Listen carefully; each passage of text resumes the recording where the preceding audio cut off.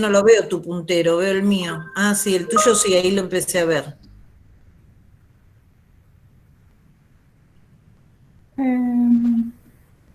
Bueno, dejamos acá Esta flechita, sí. la flechita, bien.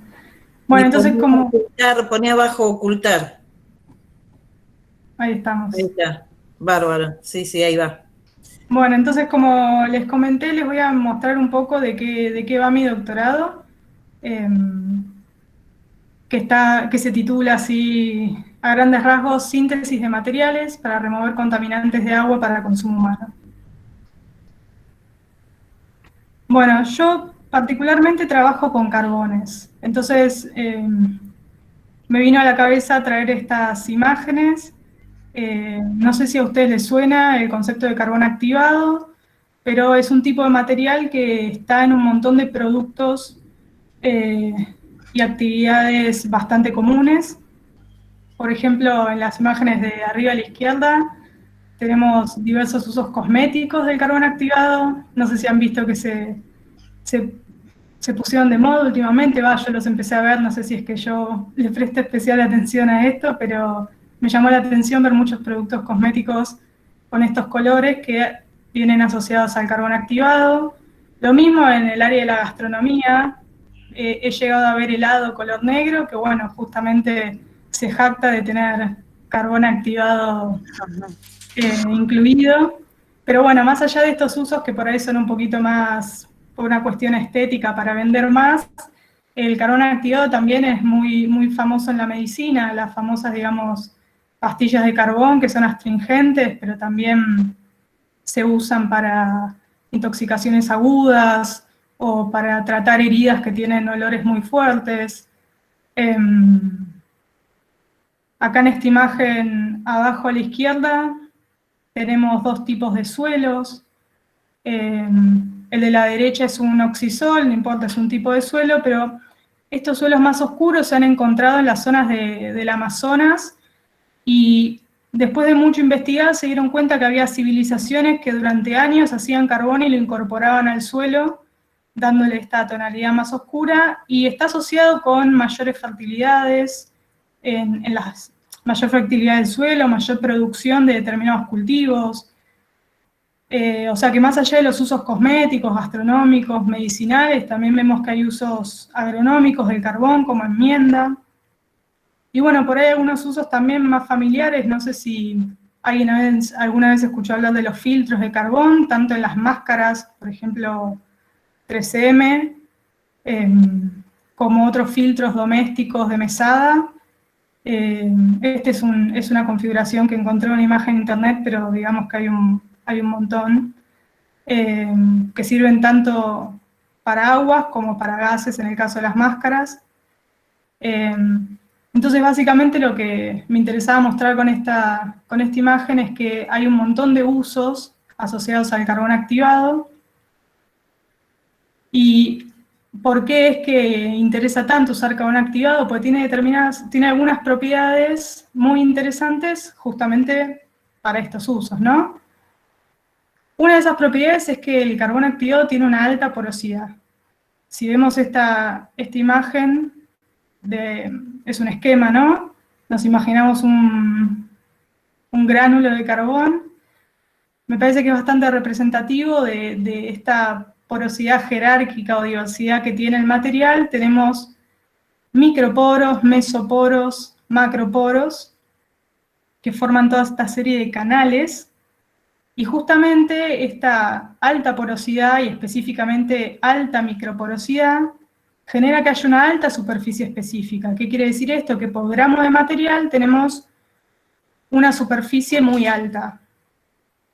Entonces me pareció muy linda esta imagen de acá a la derecha, donde podemos ver estos poros, cómo se pueden ir ubicando diferentes tipos de compuestos, sean gases, eh, si hablamos de una matriz líquida, otro tipo de iones o compuestos orgánicos. Entonces, bueno, si se dan cuenta, muchas de las aplicaciones que hablamos, por ejemplo, no sé, las máscaras para filtración, bueno, necesitan justamente materiales con alza de superficie específica que puedan ir acumulando, anclando estos compuestos que pretendemos filtrar. Otra característica interesante de los carbones activados es que tienen una buena resistencia mecánica. No sé si alguna vez agarraron el carbón que queda ahí en la parrilla después de hacer un asado o alguna fogatita, van a ver que es un sólido liviano, que obviamente si presionamos muy fuerte lo podemos partir, pero en general tiene una buena resistencia, o sea, permite, por ejemplo, ser empaquetado en algún cartucho para un filtro. Y aparte se le pueden dar muchas formas, se lo puede moler y tamizar, y entonces uno tiene distintos tamaños de partícula con los que puede trabajar. Y una cualidad muy interesante, más en los últimos tiempos, es que se puede hacer carbón activado a partir de biomasa residual. ¿Qué quiero decir con esto? Muchos residuos de la agricultura o agroindustrias o industrias en general pueden ser transformados en carbón siempre que se cumplan determinadas condiciones específicas de carbonización que ahora les voy a contar un poquito más adelante. Pero lo interesante justamente es que se pueden utilizar materias primas que a priori son considerados residuos o desechos. Incluso hay gente que hace carbón a partir de los residuos sólidos urbanos. Entonces es como una alternativa de disposición bastante interesante.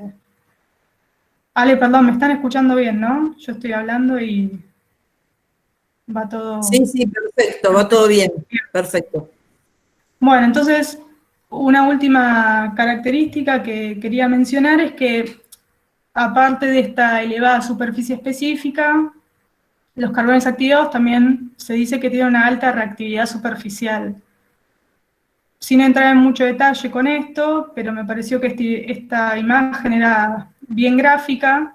Nosotros tenemos estas láminas basales de carbón, donde tenemos estos carbones, digamos, que están interconectados con los carbones vecinos por uniones covalentes, pero ya en los límites de estas láminas podemos ver que aparecen estos distintos grupos funcionales, no siempre están presentes todos, varía la abundancia, varía la proporción, y bueno, los diferentes tipos de grupos funcionales van a depender de la biomasa de partida, de la pirólisis, específicamente la temperatura a la que se llegue, y del proceso de activación que se le haga después a ese carbón. La idea no es entrar mucho en detalle en esto, pero bueno, que es una propiedad interesante y que de hecho mucha gente que investiga en el área de materiales le interesa saber, digamos, cuáles son esos grupos para poder correlacionar y justificar el por qué se remueven tales o cuáles compuestos con mayor o menor afinidad. Entonces, por lo que dijimos hasta ahora, los carbones, así a modo general, son materiales porosos que se obtienen de la pirólisis de biomasa. En este caso yo me voy a centrar en biomasa, pero como ya les comenté antes, se puede hacer carbón casi que de cualquier cosa. Y un dato interesante es que usualmente requieren o se les hace un proceso de activación para lograr mayores superficies específicas, de ahí el nombre carbón activado, ¿no?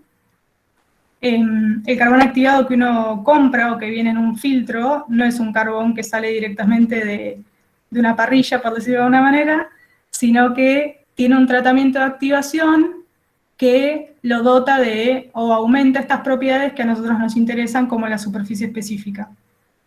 Y la activación, bueno, hay diferentes clasificaciones, pero a grandes rasgos está la activación física, que es con algún agente gaseoso como vapor de agua o como dióxido de carbono o como mezcla de estas cosas, que se hace a elevadas temperaturas. Entonces uno inyecta estos gases con temperatura y la presión hace que se generen como microgrietas en el material que me van a ampliar la superficie específica. Y por otra parte tenemos también lo que se llama activación química, que es incorporar algún otro tipo de compuesto que genera alguna acción oxidante, por ejemplo ácido nítrico, o algo muy común es usar ácido fosfórico. En este caso, aparte de generarse microgrietas, también estamos modificando mucho esta química superficial de la que veníamos hablando. Entonces, depende del tipo de activación que hagamos, el tipo de modificaciones que vamos a estar introduciendo en el material, y eso va a repercutir eventualmente en la remoción del compuesto que nos interese. Entonces, retomando un poco el concepto de pirólisis o también se lo denomina carbonización, es básicamente un tratamiento térmico de esta biomasa o material en ausencia de oxígeno.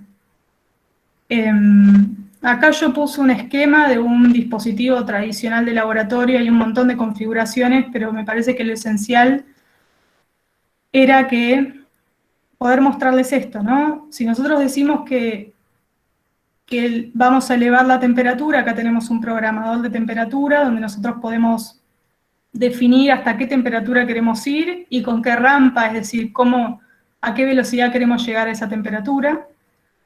Típicamente las carbonizaciones van desde 300 hasta 900 grados centígrados, uno elige, y de hecho ese es un parámetro que se estudia mucho. Cuando se trabaja con materiales uno va variando la temperatura y va viendo qué es lo que cambia del producto final, ¿no? Entonces nosotros tenemos un programador de temperatura que obviamente va a controlar el funcionamiento del horno, y dijimos que este tratamiento térmico se hace en ausencia de oxígeno. Entonces, de alguna manera yo tengo que garantizar que mi muestra, que está situada en el centro, esté en una atmósfera privada de oxígeno. Por lo tanto, podemos ver, digamos, estos cierres herméticos y que podemos ir inyectándole algún gas inerte, nitrógeno es el más común, con un controlador de flujo. Entonces, de esta manera nosotros nos garantizamos tener una atmósfera que no sea oxidante. Y bueno, hay una serie de dispositivos, ¿no?, para capturar el gas. Pero el punto es que, bueno, en este tipo de pirólisis en laboratorio, quizás no aparecen, no sé, en la escuela quizás están acostumbrados a ver equipos parecidos o no, pero bueno, en general este tipo de equipos requiere de una fuente externa de energía, digo, esto tiene que estar alimentado por electricidad, necesitamos un tubo con suministro de este gas inerte, digamos que no son los métodos, digamos, más económicos para hacer carbón. Entonces, algo que a mí me interesaba rescatar en mi tesis es que, como vimos, por ejemplo, en el caso de los suelos, ya carbón se hacía hace un montón de años, y hay un montón de métodos alternativos para producir carbón que, bueno, acá tenemos algunas imágenes desde, digamos, la famosa fogata o quema de residuos, que quizás no es demasiado eficiente y, bueno, tiene riesgos asociados a no solo a la emisión del humo y compuestos volátiles, sino también a que se descontrole el fuego. Pero bueno, hay otros métodos que se han adaptado en diferentes comunidades y que permiten obtener carbón, muchas veces prescindiendo de una fuente externa de energía, y que se autosustentan por el propio calor que genera la pirólisis. Y este último dispositivo es de unos investigadores que trabajan mucho con agricultores en la zona de Suiza, un horno con tiki le llaman, pero bueno, me pareció muy interesante para retomar en la tesis, y de hecho mi carbón de partida para los ensayos que después hice en mi tesis fue a partir de madera de eucalipto carbonizada en un dispositivo con tiki, que obviamente, bueno, está escalado a las dimensiones de mi trabajo, no es este horno gigante, pero bueno, es más o menos la esencia. Entonces, bueno, acá está mi horno, que es básicamente una palangana de esas antiguas, donde se bañaban a los bebés. Entonces acá yo lo que utilicé fueron biomasa residual de eucalipto. En el centro de investigación donde yo estoy hay un bosque ahí de eucalipto y hacen actividades de poda con regularidad. Y había muchas ramas acopiadas, entonces yo utilicé esas ramas de eucalipto.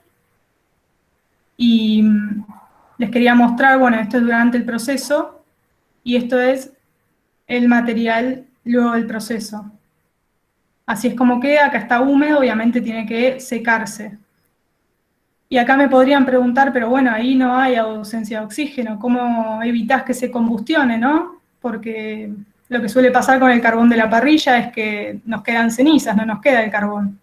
Y bueno, justamente este dispositivo con esta forma cónica genera un flujo de aire que permite que el oxígeno no ingrese, y aparte hay como una técnica que se gana con experiencia. Yo hice este tipo de carbonizaciones muchas veces hasta que me saliera bien.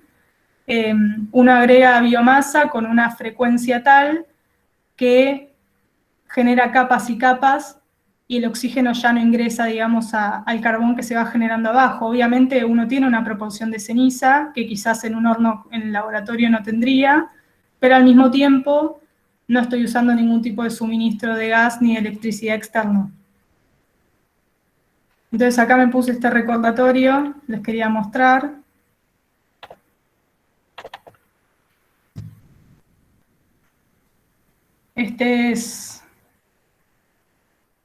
Me parece un poco ambicioso llamarlo horno, porque es básicamente una palangana, pero bueno, es porque es una pequeña escala. Pero miren ahora cuando se aleja un poco que desprende muy poco humo, la llama es bien anaranjada, y bueno, y así es como obtengo el carbón.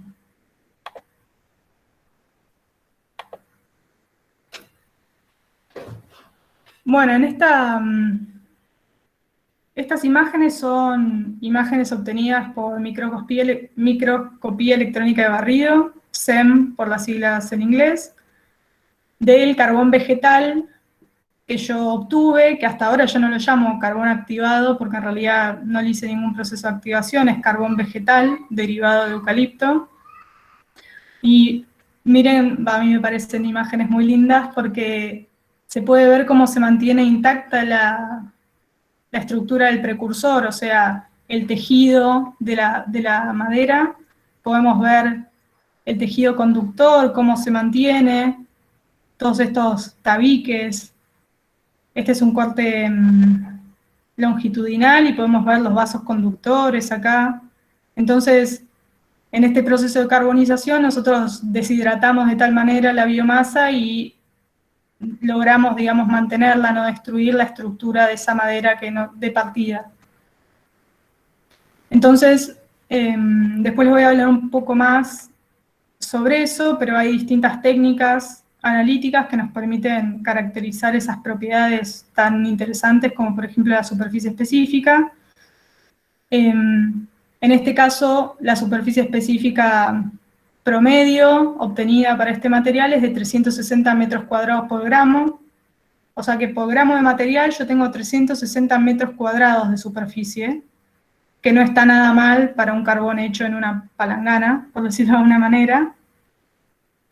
Digo superficie específica promedio porque, como les conté, hice un montón de pruebas y también un poco en pos de estudiar la variabilidad del método, ¿no? Porque si uno piensa en que generalmente los procedimientos en laboratorio o en el ámbito científico lo que pretenden es que sean reproducibles, como que alguien me podría decir, bueno, pero esta forma de hacer carbón no es muy reproducible, o sea, habrá mucha variabilidad entre las propiedades finales si hacemos distintas series de carbonización. Bueno, yo un poco estudié eso, por eso pongo acá promedio, y la verdad es que hay variabilidad, pero es relativamente baja, y por, digamos, lo económico y sencillo que es el método, para mí vale la pena. Más si después uno va a hacer algún tipo de modificación o activación de ese material, ¿no? Entonces, bueno, acá les ponía un poco a modo de comparación el valor que yo obtuve con mi carbón vegetal, prístino, sin ningún tipo de activación, y después el que se obtiene en un carbón activado comercial, o por lo menos lo que reportan, digamos, carbón activado comercial uno puede comprar. Generalmente viene con una ficha técnica y suelen reportar superficies específicas del orden de 1000 metros cuadrados por gramo.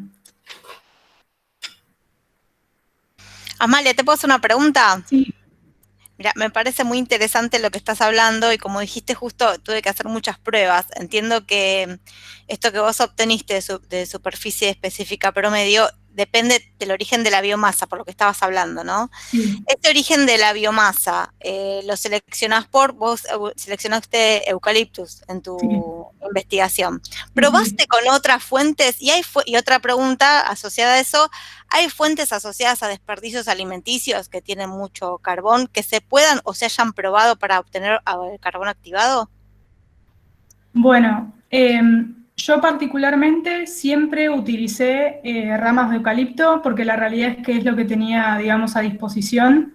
Entonces, de mi experiencia particular, no te puedo contar cómo funciona este horno con distintos tipos de biomasa. Pero con respecto, no sé si eso responde a la primera parte de la pregunta, ¿no? Sí. Con respecto a la segunda parte, hay un montón cuando vos decís origen alimenticio, la verdad es que hay un montón de trabajos hechos al respecto. Entonces, lo que más se suele estudiar son residuos agroindustriales, por ejemplo, desde las cáscaras de arroz, cáscaras de semilla de girasol, granos de café utilizados, por ejemplo, ¿viste los descartes de café? Los descartes de yerba, eso también se carboniza y se puede hacer carbón. Lo que pasa es que varía la granulometría que uno obtiene, pero si no te molesta tener carbón en polvo y después en empaqueta, se hace. Incluso he visto trabajos que hacen carbón con restos de comidas, viste, así como uno habla de los residuos sólidos urbanos y separa la fracción, digamos, no orgánica, más asociada a residuos de cadenas de comidas rápidas. Eso se ha probado. No con este horno, ¿no? Estoy hablando de hacer carbón. Pero la realidad es que, como les dije, carbón se puede hacer medio que de cualquier cosa, siempre que logremos tener el material de partida en condiciones reductoras y lograr elevarlo a temperaturas superiores a los 300 grados por una determinada cantidad de tiempo. No sé si eso contesta o no. Sí, muchas gracias. Muchas gracias, Amalia. Antes que cambies de diapositiva, yo quería comentar que estas fotografías electrónicas, lo que estamos viendo son células muertas, ¿no es cierto? Y lo que estamos viendo son las paredes celulares de las células vegetales. ¿No? ¿Es así, Amalia, o no? Sí, totalmente. No, yo para que un poco también los chicos se ubiquen en qué estamos viendo, ¿no? Tanto estudiar la célula en la escuela y la diferencia entre las células vegetales y las células animales. Estas son células vegetales que obviamente por la carbonización están muertas, pero lo que nos quedaron fueron las paredes celulares, ¿no? Tal cual. Gracias. De hecho, en esta a la derecha, que es un corte longitudinal, se ve este ancho acá es un vaso conductor, que son unas células un poquito más engrosadas, pero acá se ven los tabiques, ¿no? Se llega a ver un tabique que divide la célula de la siguiente. Ese sería el xilema claro. y el poema. Sí. Una vez estudiamos, muy bien. Bueno, entonces, esta es una técnica, SEM o microscopía electrónica de barrido, es una técnica, la verdad, muy linda porque permite ver algo que no vemos a ojo desnudo y nos muestra este tipo de estructuras que nos bajan un poco, ¿no? Esas ideas que quizás parecen abstractas, esto de la superficie, obviamente, acá no estamos viendo el microporo, pero nos dan una idea de cómo es el material por dentro, esto que yo les comentaba de los distintos tipos de poros que hay, los distintos tipos de tamaño. Que esto después es más interesante más adelante, ¿no? Pero a nosotros nos interesa tener no solo microporos, que son los que aportan la superficie específica muy alta, que es donde queremos que se anclen o se unan los contaminantes que queremos remover, sino que también necesitamos una composición, digamos, equilibrada de meso y macroporos, porque en algún punto, si no, vamos a tener restricciones de difusión, ¿no? Si estamos en un medio líquido, nosotros necesitamos que esos contaminantes que están en el agua puedan acceder de una manera cómoda, por decirlo de alguna manera, puedan difundir por el material hasta los microporos, que es donde queremos que se anclen. Bueno, entonces, hasta acá yo les venía contando que cómo se puede hacer carbón de una manera alternativa. Una cosa también que es interesante es modificar este carbón, ¿no? Pensar este carbón como una plataforma o un material soporte para poner otras cosas. Una de esas aproximaciones es lo que hablamos, la activación u oxidación, que es atacar este carbón con algún tipo de ácido, con dióxido de carbono, hidróxido de potasio también se usa mucho. Bueno, son distintos agentes que cuando están muy concentrados van a corroer, oxidar esta superficie y nos van a generar distintos grupos funcionales que pueden ser de interés y a los que nosotros podemos tratar de, si nosotros tenemos un contaminante específico de interés, sabemos cuáles son sus características físico-químicas, sabemos por qué cosas es más o menos afín, entonces lo que nosotros podemos hacer en esto que llamamos diseño de materiales es tratar de optimizar ese material para que sea más afín al contaminante que a nosotros nos interesa remover. Entonces, particularmente en el caso del arsénico, que ahora ya les voy a comentar, pero es un contaminante que me interesaba mucho porque es una problemática mundial, pero también local. El arsénico está en aguas, naturalmente, y el arsénico después de muchos estudios quedó un poco claro de que el carbón así solo no era efectivo removiendo arsénico. El arsénico se encuentra en aguas como anión arsenito o arseniato, y el carbón tiene una carga superficial neta negativa. Entonces, ya a priori si uno piensa anión y carga superficial negativa, medio que nos daría una primera pista de que no van a ser, no va a ser un material muy eficiente para remover arsénico. Pero de nuevo, como es un material muy fácil de obtener y bastante económico, podemos utilizar residuos para generarlo, entonces, ¿por qué no modificarlo para volverlo más afín por el arsénico? Y muchos estudios apuntaron a que el hierro tiene buena afinidad por el arsénico, el hierro y sus óxidos. Entonces, una de las modificaciones que yo incorporé en mi tesis fue sintetizar in situ nanopartículas de magnetita u otros óxidos de hierro. Magemita, hematita, son todos diferentes grados de oxidación de ferritas de hierro, distintos óxidos de hierro, ¿no? Entonces, así gráficamente, lo que les quise mostrar acá es que uno tiene este carbón, que lo obtenemos de una manera muy sencilla, y uno de alguna manera, con distintos procedimientos o distintas síntesis, puede incorporar estas distintas partículas de hierro u óxidos de hierro dentro del material que me van a dar sitios reactivos más afines por el contaminante que a mí me interesa, que es arsénico, pero aparte algo muy interesante es que me van a dar una respuesta magnética. Y esto es como un plus si pensamos que nosotros agregamos el material, por ejemplo, tenemos un vaso de precipitado con una solución de arsénico, o agua contaminada, nosotros ponemos el material, la agitamos X tiempo, y después queremos remover el material que tiene el arsénico absorbido. Entonces, una manera sencilla o interesante que se nos ocurrió es, bueno, si tenemos un campo magnético externo, le hace un imán de neodimio, nosotros lo podemos acercar a la pared del vaso de precipitado, podemos hacer que de esa manera, si logramos que el material tenga respuesta magnética, el imán va a atraer al carbón, y entonces podemos volcar el líquido que ya se supone no tiene más arsénico o tiene una concentración suficientemente baja de arsénico.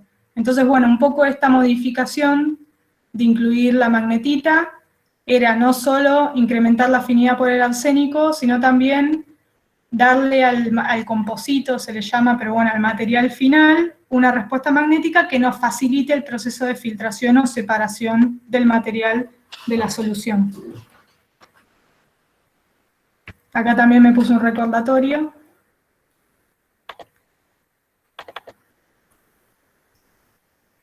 Acá no sé si llegan a ver, es una hoja de papel blanca, lo que está arriba es el material, digamos, magnético.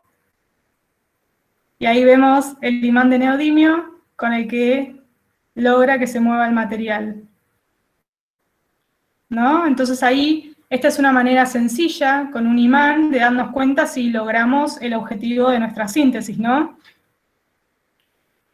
Si vemos que el material tiene respuesta magnética, entonces significa que algo de hierro logramos incorporar en el material.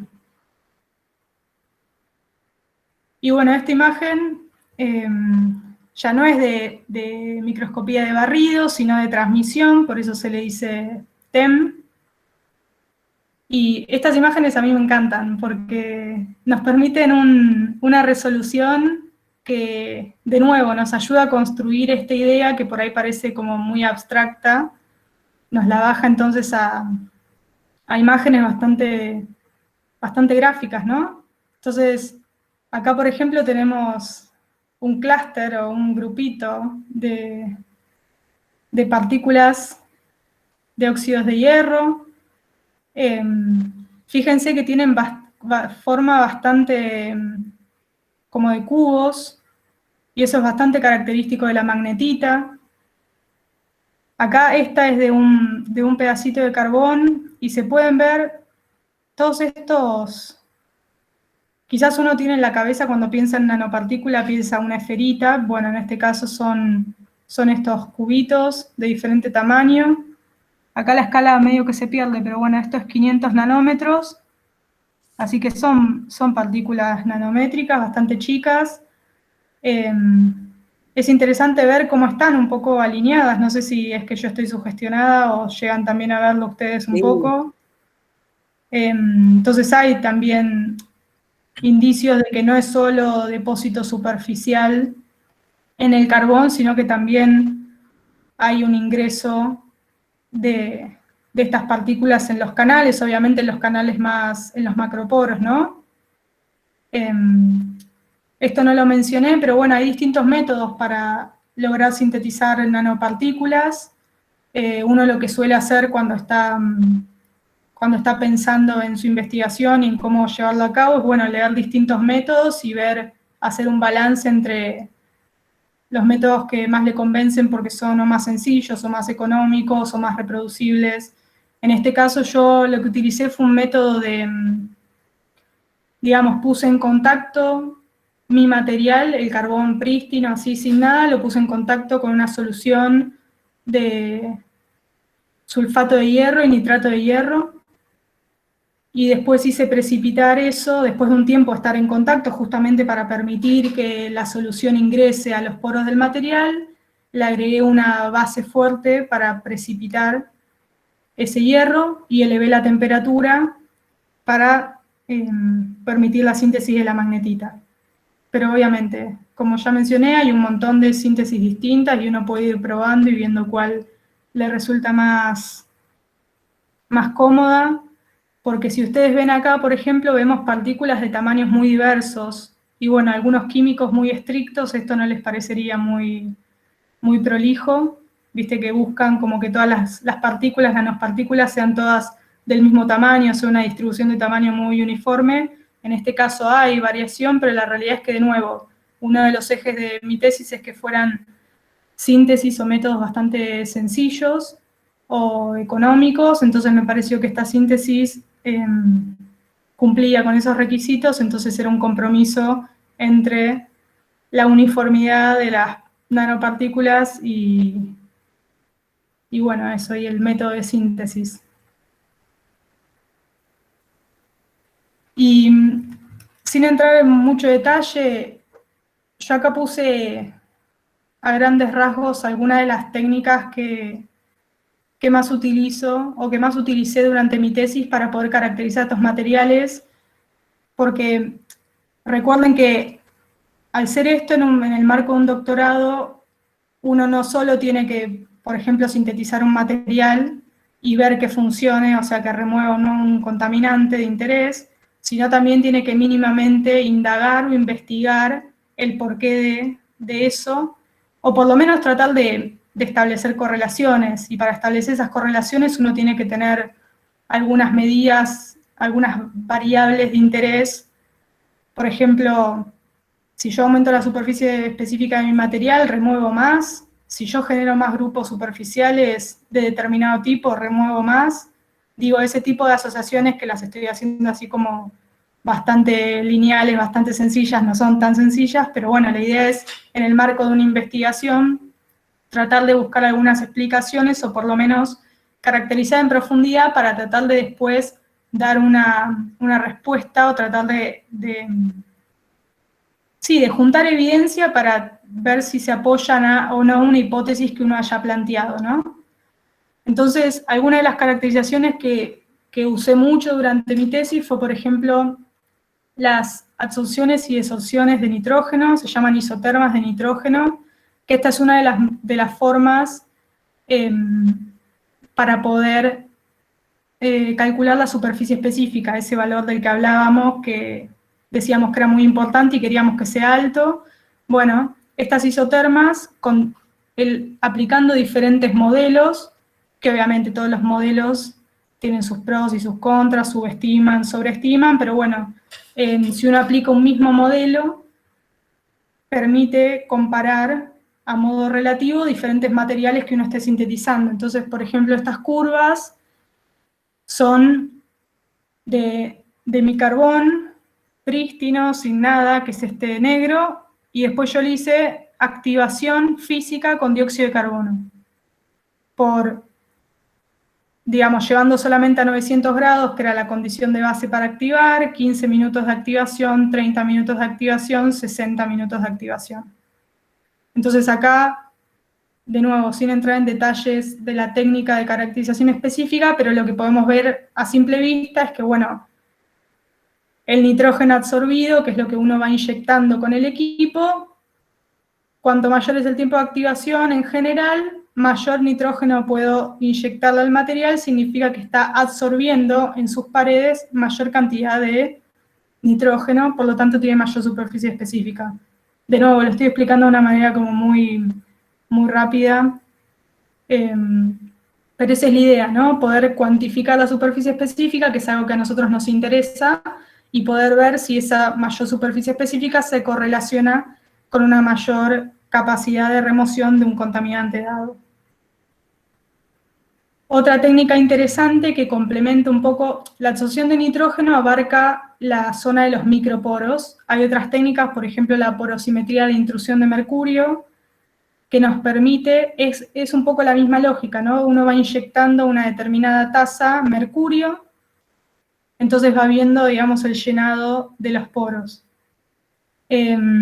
Y esas curvas nos permiten construir esta distribución de tamaño de poro, pero ya no en el rango de micro, sino de una parte de los mesoporos y los macro. Entonces ven cómo uno va tratando de construir una imagen del material que uno sintetizó.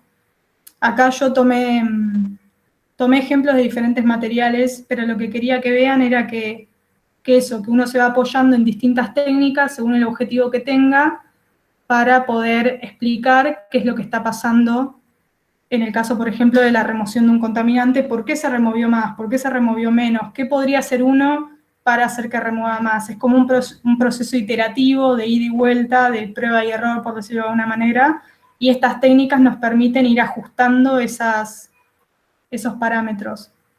Entonces, bueno, acá, por ejemplo, se construyen estas curvas de distribución de tamaño de poro. Entonces, acá lo que se veía era que cuanto mayor era el tiempo de activación, estas curvas se iban ensanchando, ¿no?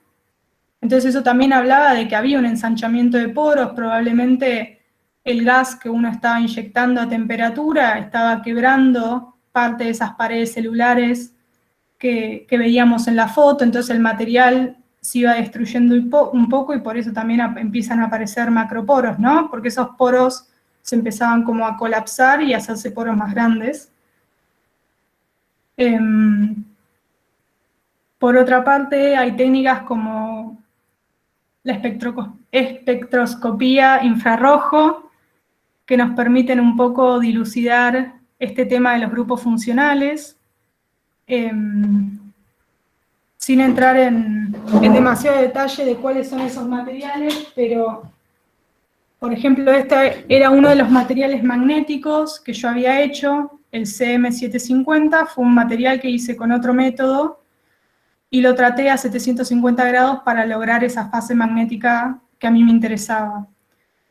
Entonces yo hice distintos pasos a mi material de partida. Primero lo oxidé con ácido nítrico, después lo impregné con una solución de nitrato de hierro, y después le hice un tratamiento térmico para obtener mi material.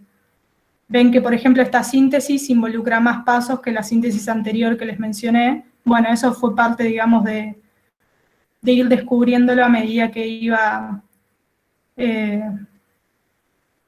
probando y viendo cuál era el método de síntesis que más cumplía con los requisitos que a mí me interesaban. Entonces, por ejemplo, acá uno puede ver que hay cambios, ¿no? Algunas técnicas son más simples que otras. Por ejemplo, a la derecha tenemos difracción de rayos X, que nos permite ver si hay compuestos cristalinos en nuestra muestra. Entonces, en este caso, estos reflejos corresponden a distintos óxidos de hierro. Algunas técnicas son más sencillas de interpretar porque, más con ayuda de algunos software, uno puede contrastar los picos que uno obtiene con picos que ya están tabulados, ¿no? Hay personas que fueron describiendo los diferentes compuestos cristalinos y fueron haciendo tablas donde figuran en qué posición tiene que haber picos para tal compuesto. Entonces uno con un software muy sencillamente puede contrastar los picos que uno obtiene con los picos que hay en una base de datos y le dice, por ejemplo, estos picos corresponden a óxidos de hierro, le hace magnetita, maghemita, etc. Ahora, hay otras técnicas un poquito más complejas, como las que les mencionaba antes, porque si ven también hay tablas, hay también muchas variaciones. Entonces lo que uno tiene que hacer es ir viendo en la literatura, otros trabajos, otras personas que hayan hecho cosas parecidas, entonces poder ir viendo, por ejemplo, qué significa que de estas señales tan bajas de repente aparezca esto, ¿no? Entonces, eso buscando, por ejemplo, yo encontré que tenía que ver con la aparición de grupos carboxílicos, que tiene sentido porque uno está haciendo un tratamiento ácido. Entonces, bueno, aparte, digamos, de lo que fue mi tesis doctoral, que de nuevo, yo soy licenciada en Ciencias Ambientales, no soy química, entonces, si bien tenemos química en la carrera, hay un montón de cosas así de técnicas específicas que uno no sabe. Y bueno, aparte del doctorado, entonces también fue no estudiar como algo malo, ¿no? Sino eso, aprender, tratar de entender qué es lo que uno está viendo, tratar de entender estas técnicas porque dan mucha información, ¿no? Mucha información siempre en función a los objetivos que uno tenga o las hipótesis que haya planteado. Entonces, bueno, con esta filmina, que tiene un montón de información y de materiales distintos, la idea era mostrarles que uno va apoyando la parte experimental de sintetizar distintos tipos de materiales con la de caracterizarlos y poder ver si uno va logrando lo que quiere lograr. Por ejemplo, bueno, si quiero aumentar la superficie específica, hago una activación física. 15 minutos o 30, ¿qué me conviene? ¿Con cuál obtengo mayor superficie? ¿Hay algún impacto sobre la química superficial? ¿Genero más grupos funcionales, superficiales que me interesan? Y bueno, eso es como todo un proceso iterativo, como les decía antes. Y bueno, ya yendo un poquito más a la parte de contaminantes en agua, entonces una vez que uno tiene sintetizado, diseñado una serie de materiales, lo que pasa a hacer es las pruebas con aguas contaminadas. Entonces, a grandes rasgos les quería contar sobre el arsénico. Probablemente algunos ya sepan al respecto. El arsénico es un contaminante que lo interesante, ¿no?, entre comillas, es que uno suele asociar, digamos, al contaminante con algo causado por el hombre, y justamente el arsénico es bastante polémico porque es un contaminante que, salvo casos puntuales, que sí son de origen humano, es un contaminante que está naturalmente en las aguas subterráneas y superficiales en muchas partes del mundo. Entonces, por ejemplo, este es un mapa del Banco Mundial. Podemos ver que, obviamente, estos mapas nunca tienen demasiada resolución, ¿no? Porque son a escala global, pero lo que me interesaba es que vean que ya a priori Argentina aparece en color rojo, que está relacionado con un alto riesgo. Entonces, bueno, es un problema que nos compete porque es una problemática local.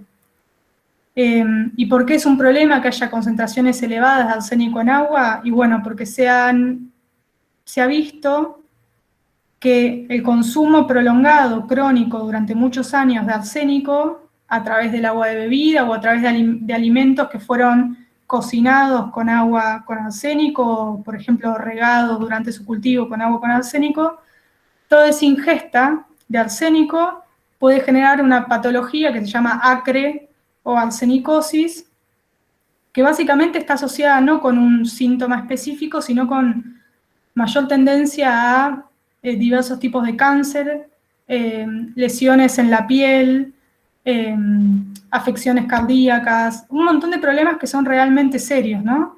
Entonces, es un contaminante que desde hace muchos años es foco de mucha investigación porque la realidad es que causa problemas serios. Y particularmente en Argentina, esta es una noticia que salió ya hace unos años, pero bueno, para que vean que es un problema que también afecta a bastantes provincias del país y provincias que son relativamente, digamos, con una densidad urbana alta, como Buenos Aires. Vemos acá muchos partidos de la provincia están afectados por esta problemática, y de hecho en muchos lugares en muchos de estos departamentos se toma agua de pozo, ¿no? Imagínense en el interior de Buenos Aires, muchos de esos ciudades o pueblos no tienen un sistema de distribución de agua como por ahí tenemos acá, sino que se toma agua de pozo, y si el agua de pozo tiene arsénico, entonces la gente ingiere agua con arsénico. Entonces, acá este es un gráfico con algunos de los resultados, por ejemplo, que yo obtuve, unos resultados así bastante preliminares, donde, por ejemplo, utilicé mi carbón sin nada, un carbón activado comercial, cosa de poder hacer algún tipo de comparación, ¿no? Y esos dos carbones les hice la síntesis de las nanopartículas de óxido de hierro. Entonces, esto es en agua sintética. ¿Qué quiero decir con agua sintética? Es con agua destilada, que yo le agregué una concentración conocida de arsénico. En este caso eran 100 ppb, 100 partes por billón, o sea, microgramos litro. Entonces, en este caso lo que podemos ver es que tanto mi carbón como el carbón activado comercial, los carbones así, sin ningún tipo de modificación, tenían unos porcentajes de remoción de arsénico muy bajos, pero los carbones magnéticos, o sea, las contrapartes magnéticas, tenían porcentajes de remoción significativamente más grandes, y mi carbón específicamente, mi carbón quiere decir, ¿no?, el hecho con el método casero a partir de maderas de eucalipto, tenía remoción cercana al 100%.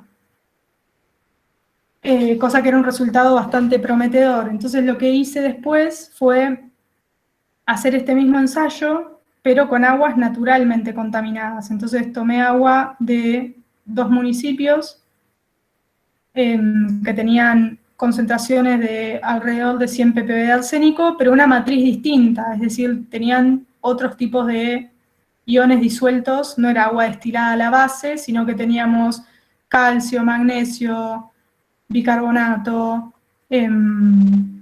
cloruros, los distintos tipos de iones mayoritarios y minoritarios que uno puede encontrar en un agua natural. Y entonces, algo que sucede casi siempre es que en este tipo de matrices, que son más complejas, uno ya tiene una disminución de la eficiencia de remoción. Y bueno, esto está asociado muchas veces con justamente la competencia de estos iones por esos sitios reactivos que uno espera que se unan al arsénico, pero bueno, habiendo muchas otras cosas disponibles en el agua, ya el arsénico no es el único candidato, por decirlo de alguna manera. Entonces, bueno, pero algo que se ve claramente es que digamos, la incorporación de las nanopartículas de hierro tiene un efecto significativo en la remoción de arsénico de este material.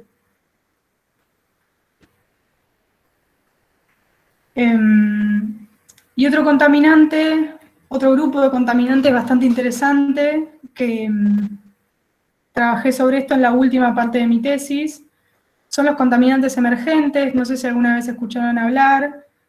Se les llama contaminantes emergentes no porque sean nuevos, sino porque se empezaron a detectar recién ahora, ¿no? Como que las técnicas analíticas mejoraron lo suficiente y llegan a niveles, a umbrales bajos, lo suficientemente bajos como para poder detectarlos de la escala de los nanogramos.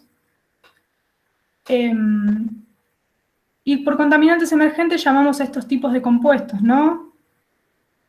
Agroquímicos, medicamentos, pinturas, barnices, productos de higiene personal, surfactantes, detergentes, retardantes de llamas. Hay diferentes clasificaciones, pero uno que a mí me pareció bastante interesante era el tema de los medicamentos, ¿no? Porque si uno piensa que hay un montón de medicamentos de venta libre y que esos medicamentos cuando uno los ingiere tienen una tasa de absorción relativamente pequeña y que hay otra parte que uno la excreta en la orina, por ejemplo, si uno tiene sistemas de tratamiento, o sea, descargas de esos efluentes directamente en cuerpos de agua o en sistemas de tratamientos que son deficientes, entonces esos productos que uno consumió terminan en las aguas.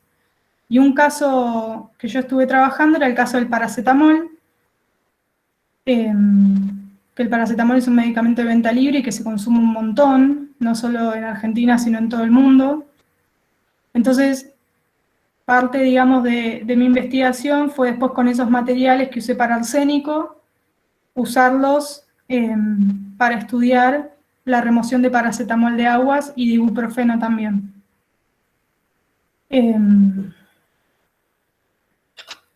Y un comentario relacionado con esto, esta era una imagen que apareció creo que en National Geographic, me parecía bastante gráfica.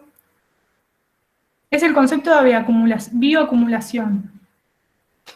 Uno, cuando piensa que esos contaminantes pueden, por ejemplo, el paracetamol puede ir al agua, por la excreta, por ejemplo, o las diferentes hormonas derivadas de productos anticonceptivos pueden ir al agua. Muchos de esos contaminantes pueden acumularse e ir biomagnificándose en la cadena trófica. Entonces esta imagen era bastante gráfica porque mostraba, se hizo un estudio en Estados Unidos, se analizaron los tejidos de peces y se observó que había una cantidad inmensa de estos contaminantes emergentes, la mayor cantidad siendo, bueno, antidepresivos, antihistamínicos, que son los que se usan para las alergias, cicatrizantes, para la hipertensión. Entonces, bueno, también imaginar la contaminación no solo como un problema que nos afecta en términos de salud humana, sino también en términos de salud del ecosistema, ¿no? Que si bien hay aguas que luego se tratan para el consumo humano, dejando de lado que el tratamiento puede ser más o menos efectivo, esas aguas con estas cargas de contaminantes también tienen impactos en los diferentes eslabones de la cadena trófica. Y bueno, pensar un poco en eso, ¿no? En el tratamiento de las aguas, no solo en términos de salud humana, sino también en términos de salud ambiental. Y bueno, eso era todo lo que tenía preparado para hoy, pero estoy abierta a preguntas o dudas que tengan, o inquietudes relacionadas con lo que estoy haciendo. Buenísimo, Amalia, muchas gracias. La verdad que haciendo una síntesis, ¿no? De tu trabajo y lo que te motivó entonces fue la contaminación en el ambiente, o no, vos corregime si yo lo digo mal. Sí, sí, sí. La contaminación, digamos, ambiental, que puede ser de origen natural, como el arsénico, o que puede ser de origen antrópico, como por ejemplo la eliminación de orina, que después va a parar a los ríos, ¿no? Porque ahí desagotan los caños, en el río de la Plata o el río que sea, ¿no? Y que toda esa orina va por los caños de las cloacas y nosotros ahí enviamos los desechos de remedios que tomamos, y entonces vos trataste de buscar un método para, a través del carbón, que el carbón, digamos, activado pueda atrapar todas esas moléculas. Sí, sí, el objetivo era ese, que también es cierto, hay mucho trabajo hecho, pero lo interesante era un poco tratar de buscar estas cosas, ¿no? Métodos alternativos o más económicos. Este método de carbonización, así como se los mostré, es muy sencillo, pero también hay veces que cosas muy sencillas son consideradas como poco científicas o poco rigurosas o poco robustas. Entonces también un poco era tratar de rescatar estos métodos, que algunos sí tienen limitaciones. Digo, quemar madera a cielo abierto no es algo que estoy recomendando bajo ningún punto de vista, pero digo, hay métodos que se le ha dedicado mucho a optimizarlos, pero generalmente se hacen ambientes que no son los ambientes académicos. Hay un montón de ONGs trabajando en diferentes partes del mundo tratando de usar los recursos locales para resolver problemas locales, y quizás esos métodos después no se retoman en la academia porque, bueno, ya hay como determinadas escuelas establecidas, ¿no?, de cómo se tienen que hacer las cosas. Entonces, un poco en la tesis lo que quería era tratar de rescatar estos métodos alternativos y tratar de replicar algunas cosas, pero bueno, buscando que sean síntesis sencillas o lo más económicas posibles. Digo, las nanopartículas que sinteticé sigo usando reactivos de laboratorio, pero también hay gente con mucha cabeza, y en eso también pienso mucho en los alumnos de las técnicas, porque vienen con muchas ideas muy, muy interesantes de buscar estos precursores de manera alternativa. Hay muchas síntesis que se hacen, por ejemplo, a partir de cloruro de hierro, y mirando algunos videos de YouTube o cosas así, he visto que hay maneras de quizás sintetizar esos precursores que no sean, digamos, a través de un método analítico o comprándolo en una química. Entonces, como que esas cosas, pienso que, bueno, es hasta que alguien con inquietud e interés, con una formación apropiada, encuentre alternativas. Dos cositas. Una cosita es que el cloruro férrico obviamente lo usan los técnicos electrónicos para preparar las plaquetas, ¿no? Las plaquetas, muy bien. Y acá tenemos una pregunta de un alumno que te dice, ¿los carbones activados, ya saturados, pueden reciclarse o reactivarse? Bueno, esa es una pregunta re buena, re interesante. Los carbones activados, sí, pueden regenerarse, se llama. Se pueden regenerar. Hay distintas formas de hacerlo, pero generalmente se trata con alguna base fuerte. El tema es cuál es tu carbón activado de partida, ¿no? Porque, por ejemplo, mi carbón que tiene magnetita, si yo lo regenero con algo muy fuerte, probablemente ya la magnetita que tenía originalmente puede quedar, pero puede no quedar de la misma manera. Eso es algo que yo todavía no llegué a estudiar. Ahora, un carbón activado prístino, pelado, así sin ningún tipo de modificación, si sigue manteniendo su superficie específica elevada, probablemente todo lo que es contaminante orgánico lo puede remover de todas maneras sin problemas. También es cierto que hay, digamos, los carbones económicos hechos con mi método, por ejemplo, al ser fáciles de hacer y económicos, uno puede hacer mayor cantidad de carbón, entonces quizás no sería una limitante, es el material de partida. Pero sí, siempre la regeneración es un tema como conflictivo, teniendo en cuenta que muchas veces vos ahí tenés el contaminante de interés, que si es un orgánico quizás no hay problema, porque en condiciones controladas uno lo puede degradar químicamente, pero si es un contaminante inorgánico como el arsénico, entonces hay que buscar otras alternativas, por ejemplo, inmovilizándolo en algún tipo de material cerámico, donde el carbón cumple el rol de, por ejemplo, formador de poro en un ladrillo. Entonces, cuando se trata térmicamente el ladrillo, el carbón se quema, forma el poro que necesita el ladrillo, y el arsénico queda inmovilizado en la matriz vítrea de ese cerámico. Esos son ejemplos, ¿no?, de cómo uno puede ir uniendo, digamos, distintos eslabones de la cadena para tratar de que cierre el ciclo productivo. Bien. Un poco también, digamos, tu postura o, digamos, lo que vos proponés también está relacionado, digamos, con una actitud, digamos, no sé cómo decirte, como solidaria o de llevar a otras comunidades, digamos, o algún método, ya que esta problemática del arsénico está tan expandida, ¿no? En la Argentina, llevar algún método que sea accesible, económico, que a lo mejor se pueda hacer localmente, ¿no? Me da esa idea. Sí, sí, es que esa era la idea. Después uno se empieza a encontrar con trabas porque, digo, es parte de la formación que me dio el doctorado, ¿no? Que uno parte de una idea como por ahí muy Idealista. muy idealista, y también te vas encontrando con trabas porque, por ejemplo, si bien el método de carbonización es súper sencillo, después la activación se hace, o la modificación se hace inminente, entonces uno empieza a sumar pasos en la síntesis de un material que de repente, si uno lo piensa en una comunidad, decís, bueno, ¿cómo hacen ellos las nanopartículas de hierro? Como que uno empieza a tener todas esas inquietudes, pero también ahí me parece que es muy interesante el trabajo interdisciplinar, ¿no? Porque yo, por ejemplo, no tengo cabeza de ingeniera.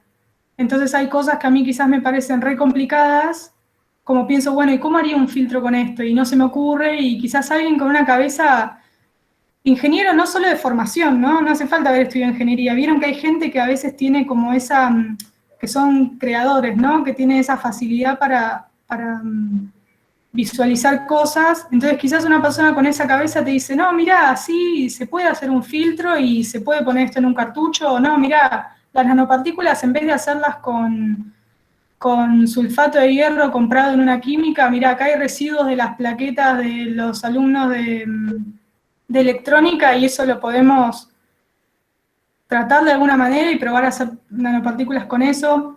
No hace mucho me crucé con una persona que en Santa Fe estaban haciendo filtros con baldes rellenos de clavos oxidados. Entonces, el óxido que se formaba en la superficie de los clavos funcionaba como estas nanopartículas que yo les estoy contando, ¿no? Entonces, a lo que voy es que en eso me parece súper interesante el trabajo interdisciplinar, porque quizás uno, más con las restricciones que tiene, no sé, yo estoy haciendo el doctorado, entonces tengo que cumplir determinados plazos, determinados requisitos académicos, pero si uno trabaja en un grupo interdisciplinar donde cada uno tiene sus propios plazos y objetivos, me parece que se complementa muchísimo el trabajo y salen estas cosas súper interesantes, ¿no? Que a uno quizás le parece una limitante como hacer las nanopartículas y otra persona te dice, no, mirá, esto es re sencillo. O lo que yo les decía con lo de la yerba. Hay un montón de lugares que la yerba es un desecho súper abundante. Entonces, es establecer lazos, ¿no? Alguien que te diga de un comedor o de algún tipo de organismo, te diga, mira, nosotros generamos un montón de este residuo, ¿le sirve? Sí, nos sirve, y con eso, con la yerba, con el papel, con lo que sea, adaptarlo para conseguir hacer carbón. No sé si se entienden los ejemplos, pero bueno, me parece que ahí es cuando es súper interesante el trabajo interdisciplinario, no solo de profesionales, sino también de como la articulación con la comunidad, ¿no? A ver cuáles son las necesidades, cuáles son los residuos que tienen o cuáles son los problemas que tienen para adaptarlo a esas circunstancias. Yo creo que eso es súper importante lo que estás hablando, y me interesa hablarle con los chicos que están ahora en la clase. A veces estas cuestiones de ideas, de ideologías que surgen como una idea, bueno, yo siempre digo que la mejor idea es la que se lleva a cabo, ¿no? Pero a veces pasa que te encontrás con tantas trabas, pero si están unidos y se hace un trabajo de investigación, esto logra grandes cosas. Al pasar los años, yo creo que de los proyectos nacen cuestiones que son culturales y después quizás hasta se establecen leyes, porque hay un montón de leyes que ayudan al ambiente y así es como se crean ese tipo de legislaciones, sobre todo en temas de residuos, creció un montón de los últimos 20 años, las legislaciones vigentes sobre eso. ¿Y quién te dice que el día de mañana tenemos que separar la yerba para generar carbón de nuestros propios residuos? Porque si no la tierra colapsa, ¿no? Estas cuestiones que uno no sabe cómo pueden llegar a surgir, pero que son interesantes porque estas nuevas generaciones, que son nuestros futuros profesionales en formación, los técnicos químicos, los electrónicos, los de alimentos que nos acompañan hoy, pueden trabajar de esta manera y encontrar soluciones que brinden y que lleguen a cualquier lugar. Esto que vos hablás no es menor, la práctica de quema de madera es muy común en un montón de lados donde no tienen gas. Entonces, si se establece un proyecto y se establecen estas corrientes de pensamiento, yo creo que surgen que culturalmente podemos realmente proteger al ambiente o ser más sustentables en nuestras prácticas. Es solamente quizás tener este horno que vos mostraste recién, que puede surgir de cocinar en algunos lugares donde no tienen gas o no tienen forma de hacer su cocción de alimentos que no sea quemando madera, y tener filtros. O sea, no es, si bien es idealista, no deja de ser realista tu propuesta, a eso voy. Porque en muchos lugares, nosotros, porque estamos acostumbrados, o la mayoría está acostumbrado a tener lugar para cocinar en su casa, pero hay un montón de gente, incluso en la provincia de Buenos Aires, que no tiene cocina a gas, y cocina todavía haciendo esas pequeñas quemas. Entonces creo que es súper interesante tu propuesta. Me parece que, bueno, la verdad que te felicito, me encantó verlo y espero que a los chicos también les guste porque así nacen los grandes cambios. Así que nada, felicitaciones, gracias por compartirlo y espero que los chicos tengan preguntas y que escriban en el chat las dudas y que puedan compartir con vos sus consultas. A veces los veo tan callados y digo, ¿qué les pasa a los chicos que están tan silenciados? No es la idea, así que chicos hagan sus preguntas. Mientras piensan las preguntas, Amalia, ¿nos podés compartir un poquito cómo fue tu proceso de formación? Vos cuando estudiaste en la facultad, antes de recibirte licenciada, ¿tuviste oportunidades de becas? ¿Cómo fue tu formación? Bueno, yo mientras estaba en la facultad, empecé como ayudante también en la cátedra de química, entonces también de ahí vino un poco mi inclinación por la parte química, porque la carrera particularmente de ambientales tiene como muchas aristas, muchos ejes. La parte química o de contaminantes es uno de ellos. Entonces también la ayudantía en la cátedra de química me fue moldeando bastante mis intereses. Mientras estaba también en la facultad, gané una beca y tuve la oportunidad de irme a hacer un semestre a España, a Valencia, que fue una experiencia, la verdad, bastante linda. Pero fue, de nuevo, en el marco, digamos, de la carrera de grado.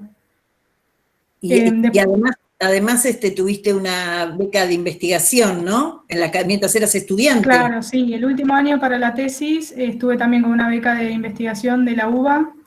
Yo mi tesis de grado la hice en fitorremediación, que también es un tema súper apasionante, es el uso de plantas para, de nuevo, remediar alguna matriz. En mi caso eran sedimentos de riachuelo, que tienen mucha contaminación metálica, metales pesados de todas las formas y colores. Y después empecé el doctorado, también con una beca de CONICET. Yo soy becaria CONICET en este momento, estoy en mi último año. Y durante mi doctorado hice 2 estadías de investigación en el exterior, una en Francia y otra en Austria.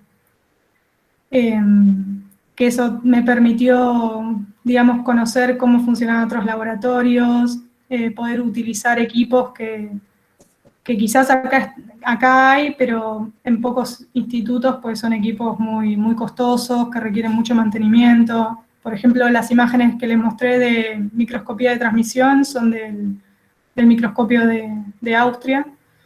Entonces, Bueno, aparte de los equipos, es una experiencia súper linda para conocer otras culturas, cómo se trabaja en otros laboratorios, conocer gente de otros lugares. Em, pero bueno, ese fue un poco mi recorrido académico. Bien, mira, Amalia, Isabel Fernández dice, es una idea muy innovadora, me gustó mucho que buscar un mecanismo económico para remover los contaminantes en agua. Mi pregunta es, ¿cómo surgió la idea? ¿Qué fue lo que le impulsó a hacer esto? Em, no sé, es una muy buena pregunta. ¿Cómo surgió? No. ¿Cómo surgió? No, es una muy buena pregunta. No, la verdad es que no me había puesto a pensar. Son, quizás, no sé, son muchos años de, por ahí en ambientales, uno escucha muchos años sobre algunas problemáticas Sobre algunas todo, problemáticas lo tocan más a uno que otras. Particularmente la contaminación en aguas. Yo, como les dije, la tesis la arranqué en el tema Riachuelo. Y me parece que todos los que empezamos a estudiar ambientales, nuestro objetivo era sanear el riachuelo, que es un proyecto muy ambicioso. Pero bueno, nada, toda la parte de contaminación viene por ese lado, ¿no? Viene de tantos años ahí en la cátedra de química, nosotros hacemos determinaciones de calidad de agua, entonces hacemos mucho análisis de agua. Me parece que todas esas experiencias uno como que las va internalizando y por lo menos a mí me llamó mucho la atención. Y, y bueno, nada, la parte de los métodos, digamos, económicos sencillos también es algo que a mí me interesaba y salió por ese lado, por el lado del carbón. Pero me parece que es trasladable a muchos otros problemas de investigación o situaciones. bien, gracias. No, nada. Otra pregunta, chicos, a ver. También si quiere alguno abrir el micrófono y hacer una pregunta. Sí, contarle que vos, Ale, estuviste trabajando con fitorremediación de suelo a la profe en el año pasado y en el 2008 estuviste trabajando con Séptimo y es un tema muy interesante y estuviste en la feria de ciencias, que llegaste con los chicos, o los chicos llegaron con vos hasta las instancias provinciales, así que realmente es un tema de interés que, Lo que que la estuvimos escuela lo tiene. trabajando, sí, en realidad lo que estuvimos trabajando es con las algas, lo que vos te referís, con las microalgas, lo que estuvo conversando el otro día Claro, Agustín. sí. Agustín, Por sí, eso sí, le queríamos contar a la profe que es un tema de interés en la escuela. Y Claro. nosotros ahora también estamos con el tema de interés de los residuos peligrosos o residuos especiales, que en un principio el año pasado lo estuvimos trabajando también, pero bueno, este año por la pandemia se nos cortó, que es donde las escuelas técnicas, ¿sí? Podemos tirar nuestros residuos peligrosos o especiales, según de qué lado del riachuelo estés, porque bueno, en realidad no entramos en la OPDS como generadores, Claro. y en la ley como pequeños generadores, pero bueno, lamentablemente no tenemos eso, y bueno, estamos atrás de eso, así que si te enterás de algo, con Vale. respecto a eso, te convocamos, porque bueno, ya sos parte de la casa, Gracias. te agradecemos, porque la verdad que sí, nosotros tiramos muchísimos residuos, y cualquier persona que pinta en su casa con aguarrazo thinner tiene un producto contaminante. ¿Y qué hacemos con eso? Claro. Entonces, bueno, un poquito cada uno, como vos decías con el tema de los medicamentos, ¿sí? Un poquito cada uno que vamos tirando, se va haciendo realmente grande. Así que bueno, de mi parte me encantó la idea porque bueno, yo conozco el carbón activado porque lo empleamos en fábricas con las máscaras de carbón activado, y también están los botiquines, el carbón vegetal activado para cuando se produce alguna intoxicación. Claro. Echamos mano de eso, pero bueno, el método que empleaste es maravilloso, porque bueno, como dice María José, se puede implementar en lugares donde, bueno, tampoco sabe la gente qué calidad de agua toma. Claro. Bueno, así que gracias, muy No, interesante. Me gracias a encantó vos. tu idea. Gracias. Amalia, hay un alumno que se llama Miguel Corbalán que te pregunta, dice que espero que la pregunta no te moleste, ¿cuánto te pagan? Es la misma pregunta igual que le hizo a las becarias de CONICET de nanotecnología. Así que, Y las becas CONICET tienen como un monto estándar, calculo que es el mismo que te dijeron las otras becarias. En este momento es de 45.000 pesos. sí. Ellas hablaron de 50.000 pesos, una cosa Que así. obviamente depende, bueno, estas ya son por ahí más formalidades, pero depende en qué provincia estés. Hay veces que por cuestiones de desarraigo, por ejemplo, un becario que está en Tierra del Fuego gana más, porque bueno, es otro costo de vida, tiene esta cuestión de desarraigo, de estar lejos de su lugar de origen, etcétera. Pero bueno, la base está ahí. Bien. Carolina Ramos dice, había leído que se puede utilizar la biomasa de residuo de un biodigestor. ¿Qué opinas sobre ello? Para hacer carbón, sí, totalmente. Como le dije, se puede hacer carbón medio que de cualquier cosa.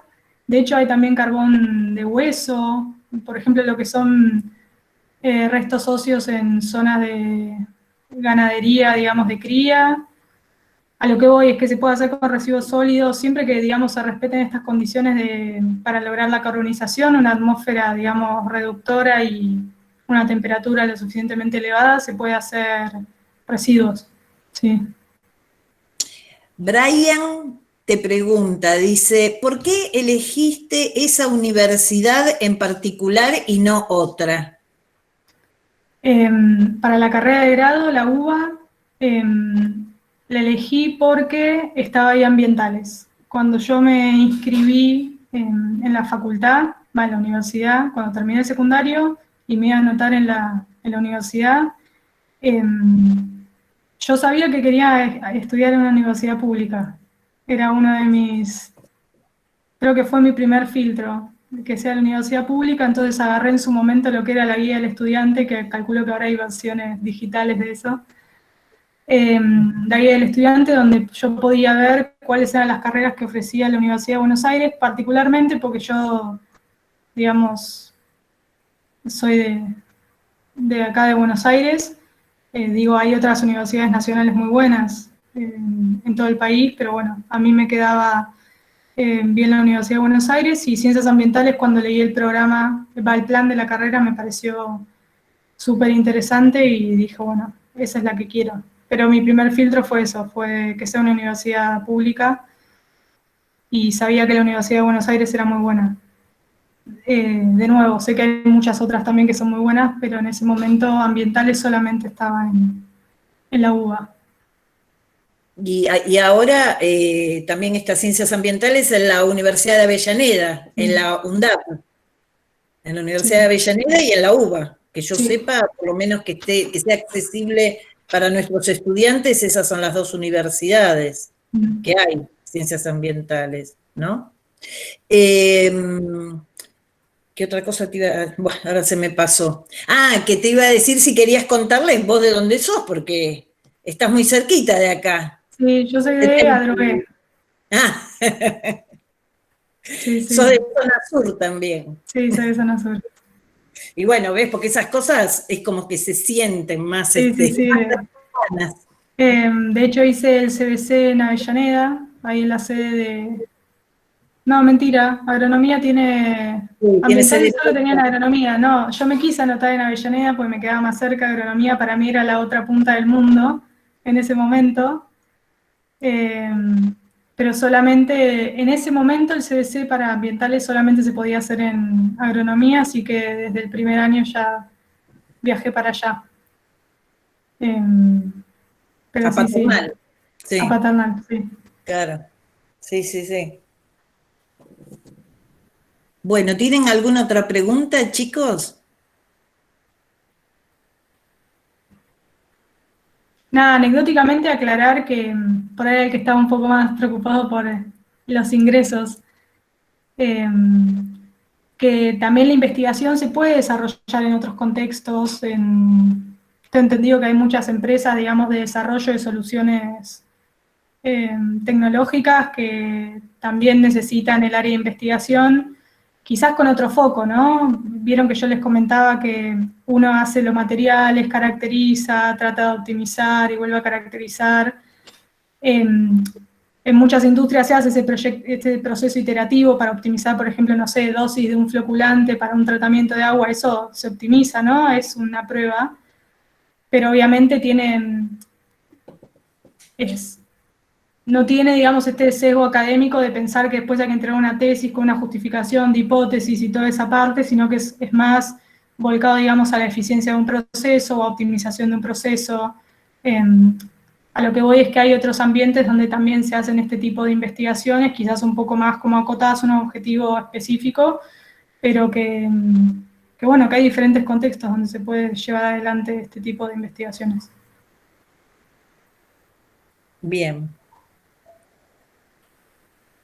Bueno, muchas gracias, Amalia. Me parece que no hay, a ver, espérate que ahí vi que hay 2 mensajitos, pero ninguna de mi parte. Bueno, muy bien.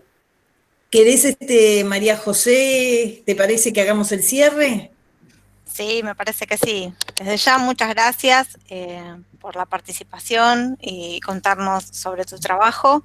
Y bueno, nada, de mi parte nada más. No sé si Graciela quiere decir algo, pero creo que estas intervenciones, más ahora en la modalidad virtual, que uno cuando está en el cole es diferente porque la vivencia la tiene de diferente manera.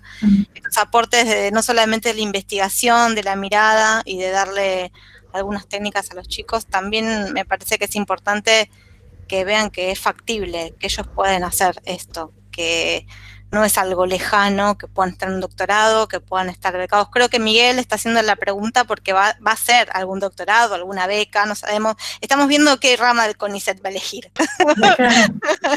Pero seguramente lo vamos a tener quizás en alguna charla futura como becado del CONICET haciendo alguna investigación. Y queremos que sea así para ellos, que lo vean cercano, que lo vean factible y que sigan preparándose. Este es el mensaje con estas charlas también. Al margen del conocimiento que vos aportás, mostrarle a ellos que es factible, que lo pueden hacer y que pueden superarse. Creo que es el camino, queremos que sigan profesionalizándose, por eso las charlas, y acercarlos al mundo de las ciencias creo que es maravilloso porque pueden dar más de lo que piensan ellos. Así Totalmente. que eso, agradecerte. Bueno, gracias a ustedes de nuevo por la invitación. La verdad que es un placer poder compartir con ustedes y quedo a disposición si alguien por ahí después les decanta alguna duda y tiene ganas de contactarse, no hay problema. Bueno, muchísimas gracias entonces, Amalia. La verdad que fue un encuentro lindísimo. Yo sé que vos siempre estás dispuesta a lo mismo que Agustín, a conversar con los alumnos, incluso, bueno, como dijimos en otras oportunidades, estás acercado incluso a la escuela. Así que, bueno, yo de mi parte te agradezco muchísimo, como siempre. Bueno, gracias. Y bueno, y que estos procesos también, que ellos vean bueno, que son investigadores, que son jóvenes, que son profesionales, y bueno, que en 10 años ellos pueden estar en el mismo lugar que están ustedes, tanto vos como Agustín, y bueno, y tener también sus vivencias y sus logros, ¿no es cierto? Sí, aparte me parece que es muy lindo hacer algo que a uno le gusta, ¿no? Porque quiera o no, yo estoy haciendo un trabajo sobre un proyecto que planteé yo, con más o menos modificaciones, pero digo, uno va encontrando su camino, pero siempre sobre un tema que eligió uno, planteó uno, y me parece que eso es medio invaluable, ¿no? Poder trabajar sobre algo que a uno lo motiva, le interesa y... Un poco como se dice, te pagan por hacer lo que te gusta. Sí.